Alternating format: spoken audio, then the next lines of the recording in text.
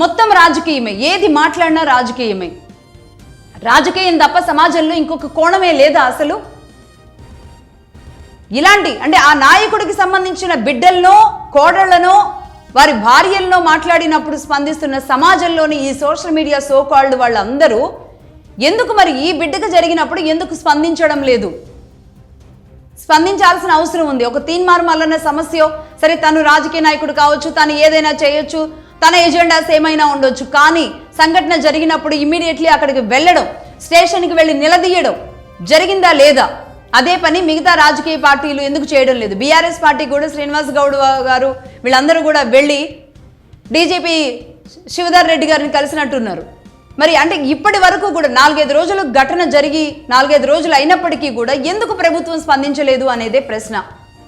స్పందించి immediately action తీసుకొని ఉండుంటే ఈరోజు రేవంత్ రెడ్డి గారికి ఎంత మంచి పేరు వచ్చి ఉండేది.